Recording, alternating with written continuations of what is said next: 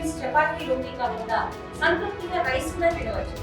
Doctor rice, sugar free rice, doctor rice diabetic rice, sugar పెన్సని బియ్యం, doctor rice. Khammam జిల్లా చింతకాని మండలం చిన్న మండవ గ్రామానికి చెందిన ఇరువురు అన్నదమ్ములు నాగగోపి, నందకిషోర్ మృత్యువాత పడడంపై అటు గ్రామస్తులు కూడా ఆగ్రహం వ్యక్తం చేస్తున్నారు. ఈ ఘటనకు, ఈ ప్రమాదానికి కారకులు ఇసుక మాఫియానే అంటూ కూడా వాళ్ళు ఆరోపిస్తున్నటువంటి పరిస్థితి. మున్నేటిలో విచ్చలవిడిగా ఇసుక తవ్వకాలు జరపడం వల్లనే చాలా పెద్ద మొత్తంలో భారీగా గోతులు ఏర్పడ్డాయని, ఆ గోతుల్లో వరద నీరు నిల్వ ఉండడంలో అంచనా వేయకనే ఆ ఇద్దరు చిన్నారులు కూడా మృత్యువాత పడినట్లు ప్రస్తుతం గ్రామస్తులు ఆరోపిస్తున్నారు. వారితో మాట్లాడించే ప్రయత్నం చేస్తాను. అసలు ఏంటి, అక్కడ ఏం జరుగుతుంది, ఇసుక మాఫియా పెట్టరగిపోవడం వల్ల వెనుక కారణాలు ఏంటి, ఇద్దరు చిన్నాల మృతికి ఇసుక మాఫియాకి సంబంధం ఏంటి? నా పేరు మరీది రామకృష్ణరావు అండి. మాది చిన్న మండవ. గతంలో బీఆర్ఎస్ గవర్నమెంట్ అప్పుడు లారీలతో 200 మిషన్లు పెట్టి విచ్చలవిడిగా తోలిచ్చారు. అదే టైంలో మేము ఆ ఇసుక తోలియకుండా ఆఫ్ చేయడానికి మేము చాలా ఎదుర్కొంటే పరచగాని వెంకటరాములు, నేను, మా గ్రామ అధ్యక్షుడు అన్నట్టు, పార్టీ అధ్యక్షుడు. అయితే మేము ఆ రోజున ఉన్న సిఐ గారు కూడా, ఎస్ఐ గారు కూడా మమ్మల్ని కేసులు పెడతాం మీ మీద, మీరు నెల రోజులైనా 2 నెలలైనా కూడా మీకు బెయిల్ రాదు అని మమ్మల్ని ఆ రోజున బెదిరించిన రోజులు ఉన్నాయి. అదే విషయంలో మా బట్టి గారు అప్పుడు ఎమ్మెల్యేగా ఉన్నారు, మధిర ఎమ్మెల్యేగా ఉన్నారు. మేము బట్టి గారికి కూడా చెప్తే మా బట్టి గారు కూడా వచ్చారు, చూసి దాని మీద కలెక్టర్ గారితో కూడా ఇమ్మీడియట్గా యాక్షన్ తీసుకోమని కూడా చెప్పారు. కానీ ఆ రోజున బీఆర్ఎస్ గవర్నమెంట్కి ఉండబట్టి మా మాట కానీ, మా బట్టి గారి మాట కానీ ఎప్పుడు లెక్క చేయకుండా వాళ్ళు ఇష్టారాజ్యంగా చేయడం వల్ల గతంలో కూడా గంగదారి తిరుపయ్య అనే అతను కూడా ఎస్సీ క్యాండిడేట్, అతను కూడా చనిపోయాడు. ఇవాళ ఈ పిల్లలు ఇద్దరు కూడా చనిపోవడం కారణం ఏంటంటే గతంలో బీఆర్ఎస్ గవర్నమెంట్ తీపిచ్చిన ఈ గోతుల వల్లే తప్ప ఇంకా వేరే ఏమీ లేదు. ఈ ఏంటంటే లేబరు తీస్తే ఏం తీస్తారు, మామూలుగా ఒక 3 అడుగులు 4 అడుగులు లోతే తీస్తారు తప్ప ఈ యొక్క బీఆర్ఎస్ గవర్నమెంట్లో వాళ్ళు 200 మిషన్లు పెట్టి విచ్చలవిడిగా ఒక 30 మీటర్ల లోతు వరకు ఇసుక తీసిన గోతులు ఇవాళ వరకు కూడా నిండలేదు. దానివల్లనే ఇప్పుడు ఇదంతా జరగటం జరిగింది. అయితే ఈ పిల్లోడు సాధారణంగా మైనింగ్ జరిగిన తర్వాత మళ్ళీ ఆ గోతుల్ని పూడ్చాల్సినటువంటి అవసరం కూడా ఉంటుంది. అంటే పరిమితి వరకే తవ్వకాలు కూడా సరిపట్టాలని చెప్పి మైనింగ్ శాఖ కూడా చెప్తుంది. అటు రెవెన్యూ, ఇటు మైనింగ్ అధికారులు కూడా పూర్తి స్థాయిలో పర్యవేక్షణ చేయాల్సి ఉంటుంది. మీ ఊరి అధికారులు గతంలో ఉన్నతాధికారులకు ఫిర్యాదు చేశారా? ఎంఆర్ఓ దృష్టికి, స్థానికంగా ఉన్నటువంటి ఆర్డీఓ దృష్టికి, పోలీసుల దృష్టికి తీసుకెళ్తే ఏం చెప్పారు సమాధానం? స్థానిక ఎంఆర్ఓ గారి దృష్టికి తీసుకెళ్ళాము, మైనింగ్ వాళ్ళ దృష్టికి తీసుకెళ్ళాము.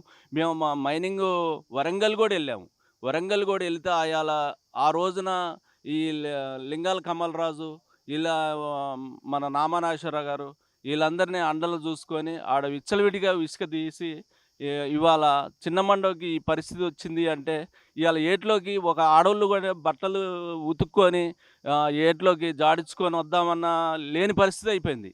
ఇవాళ ఎక్కడ ఏ లోతు ఉంటుంది, ఎక్కడ ఏముంటుంది, ఎక్కడ ఏ బుడుగు ఉంటుంది అని కూడా తెలుసుకోలేని పరిస్థితి. ఒకప్పుడు నాకు తెలిసి ఈ 30-40 సంవత్సరాల నుండి కూడా ఎటు పడితే అటు ఆడోళ్ళే కాదు, మగోళ్ళే కాదు, ఎట్లా పడితే అట్లా ముసలోళ్ళు కూడా నడుచుకుంటూ ఇక్కడ నుండి ఈ రేవు నుండి పెదమండకి, వల్లాబికి, అట్లా ముదిగొండకి వెళ్ళిన రోజులు చాలా ఉన్నాయి. బైకులు పోయేది, సైకిల్ పోయేది, ముసలోళ్ళు నడుచుకుంటూ పోయేవాళ్ళు. కానీ ఇవాళ ఈ పరిస్థితి వచ్చిందంటే విచ్చలవిడిగా బీఆర్ఎస్ గవర్నమెంట్ ఇది చేయడం వల్లే తప్ప ఇంకొకటి ఏది లేదని నేను చెప్తున్నాను.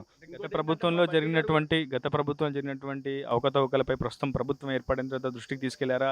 ఇసుక మాఫియా గతంలో ఇలాంటి దుశ్చర్యలకు పాల్పడింది, ఇలా భారీ మొత్తంలో అక్రమ తవ్వకాలకు పాల్పడిందనే అంశంపై ప్రస్తుత ప్రభుత్వానికి ఫిర్యాదు చేశారా? ఇంకా ఇసుక మాఫియా ఆగడాలు ఆ ప్రాంతాలు అలానే కొనసాగుతున్నాయి?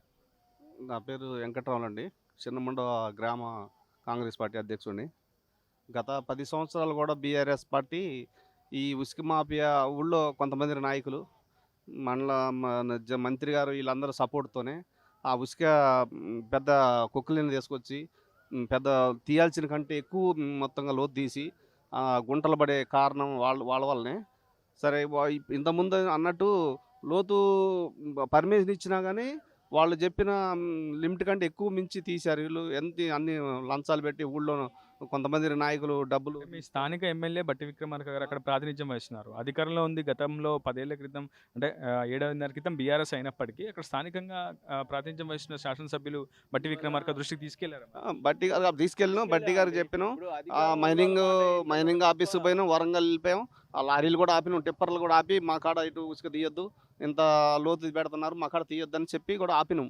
ఆపితే మా టెంట్ వేసి అక్కడ ఆఫ్ చేసి మేము మరి రామకృష్ణ మరి నరేష్ మేమంతా ఆఫ్ చేసినాం.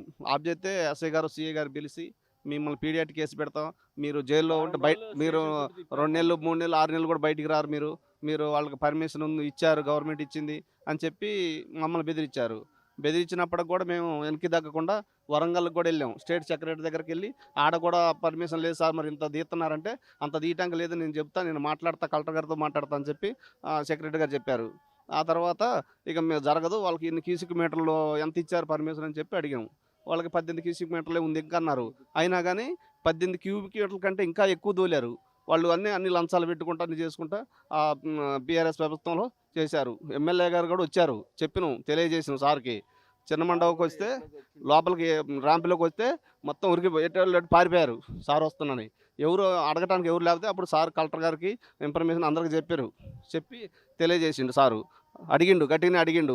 దాని మీద బీఆర్ఎస్ గవర్నమెంట్ ఉంది కాబట్టి ఎవరు స్పందించకుండా అట్నే కొనసాగించారు. మొత్తంగా గత ప్రభుత్వ హయాంలో ఇసుక అక్రమ తవ్వకాలు విచ్చలవిడిగా జరిగాయని చెప్పి చిన్నమండవ గ్రామస్తులు ఆరోపిస్తున్నారు. నిబంధనలను అతిక్రమించి హెవీ మిషనరీతో దాదాపు కొన్ని అడుగుల మేర ఇసుక తవ్వకాలు జరపడంతో మున్నీటిలో చాలా పెద్ద ఎత్తున గోతులు ఏర్పడ్డాయని, క్రమంగా అక్కడి నుంచి గతంలో నడిచే పరిస్థితున్నటువంటి మున్నీటిలో ప్రస్తుతం కనీసం ఆ పరిస్థితులు ఆ సమీప ప్రాంతాల్లో కూడా ఉండే పరిస్థితి లేదని చెప్పి గ్రామస్తులు చెప్తున్నారు. ఖచ్చితంగా ఇసుక అక్రమార్కుల ఆగడాల వల్లే ఈరోజు తమ గ్రామానికి చెందినటువంటి వ్యక్తులు, చిన్నారులు, యువకులు బలవుతున్నారని చెప్పి చిన్నమండవ గ్రామస్తులు ఆరోపిస్తున్నారు. ఇప్పటికైనా ప్రభుత్వం ఈ అంశంలో దృష్టి సారించాలి, ఆ గోతులను పూడ్పించే ప్రయత్నం చేయాలి. అక్కడికి ఎవరు వెళ్లకుండా కూడా, సమీప ప్రాంతంలోకి వెళ్లకుండా కూడా చూడాల్సినటువంటి అవసరం అయితే ఉంది. ప్రస్తుతం మత్స్యకారులకు పూర్తిగా ఆ చేపల వేటే సంపాదన కాబట్టి ఖచ్చితంగా మరింత దృష్టి సారించాల్సినటువంటి అవసరం ఎంతైనా ఉంది. ప్రస్తుతం డిప్యూటీ సీఎం బట్టి విక్రమార్క కూడా ఈ అంశంలో మరింత దృష్టి సారించి గత ప్రభుత్వ హయాంలో జరిగినటువంటి అక్రమాలపై